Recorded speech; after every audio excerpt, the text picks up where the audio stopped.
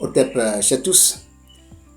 Aujourd'hui, nous allons voir dans cette nouvelle vidéo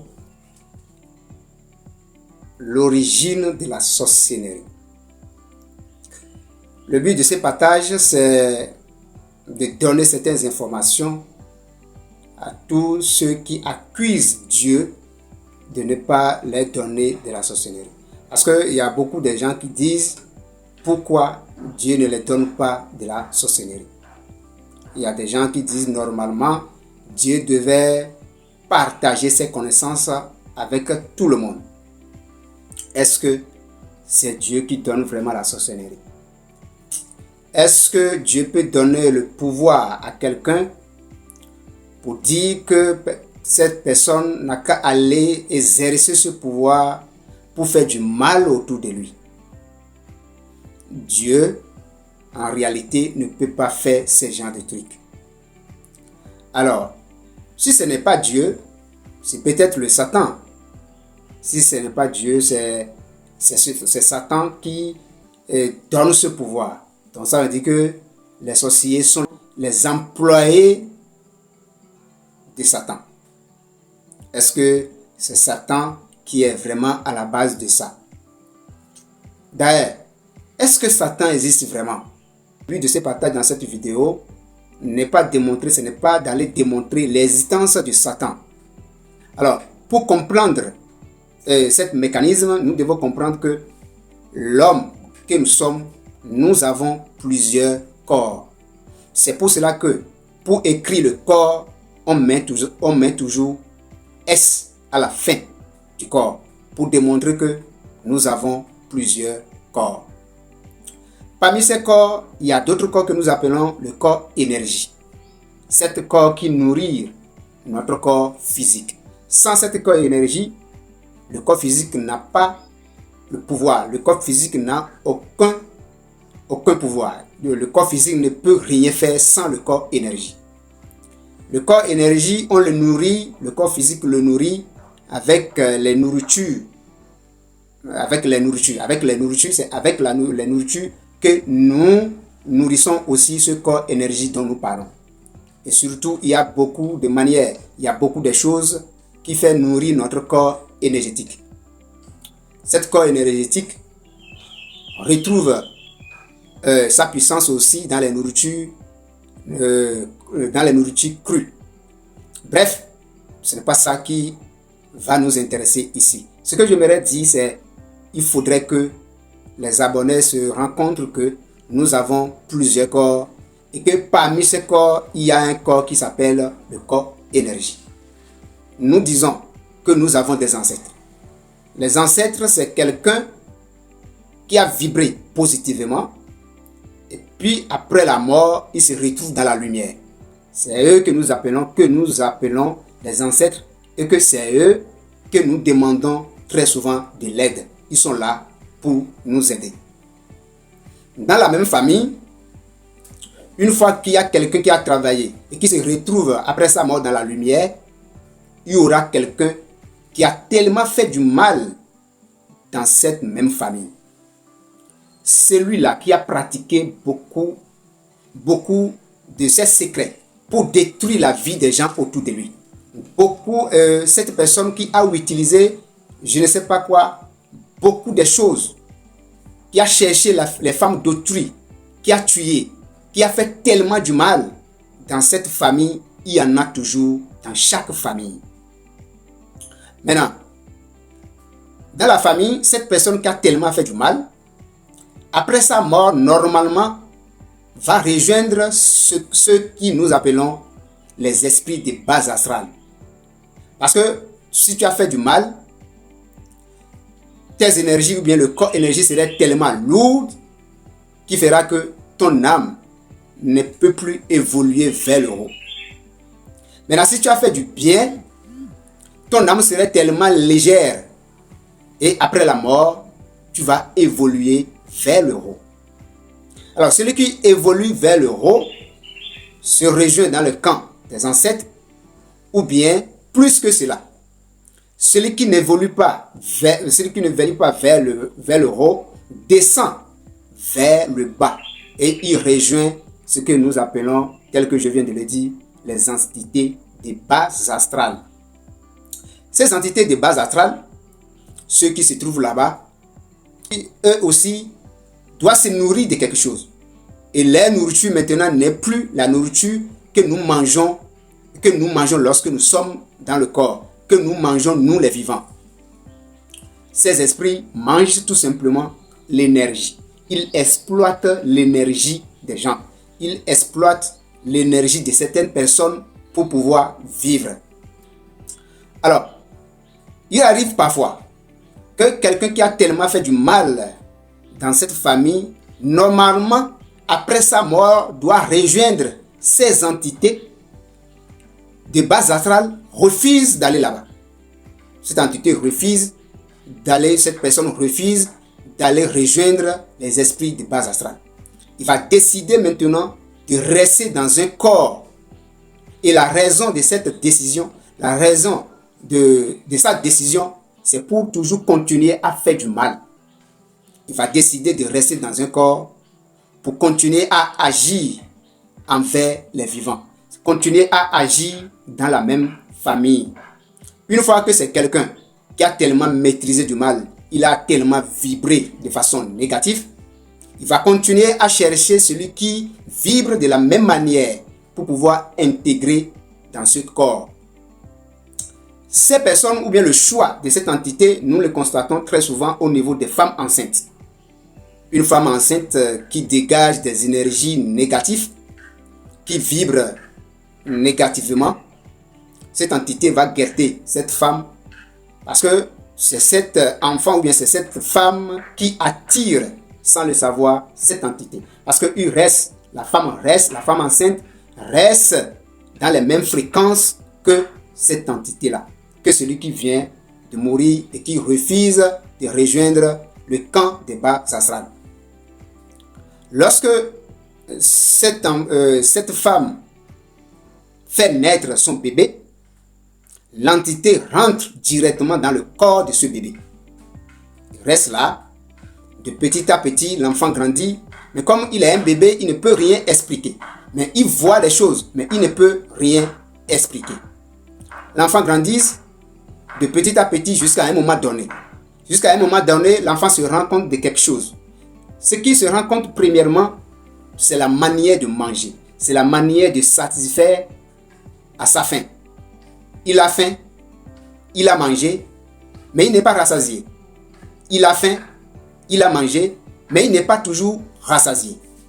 Mais cet enfant va commencer à se poser des questions. Mais comment se fait-il que je mange, mais je ne me rassasie pas? Ses parents aussi peuvent... Comment toi tu manges comme ça? C'est un enfant qui mange trop. On commence à accuser cet enfant d'un gourmand. On le suggère, on lui dit que voilà, toi tu manges trop. Parce que cet enfant mange, mais il ne se rassasie pas. Et la question ici, c'est pourquoi il ne se rassasie pas? C'est parce que l'entité qui est en lui, cette personne qui refuse dans la famille, qui est morte dans la famille et qui refuse de rejoindre les esprits de base astrale, se dépend maintenant de cet enfant. Il suscite l'énergie de cet enfant. Il mange maintenant l'énergie de cet enfant. Même les vides que cette entité est en train de créer dans cet enfant, dans le corps de cet enfant, la nourriture simple, la nourriture matérielle ne peut plus suffire de combler ce vide.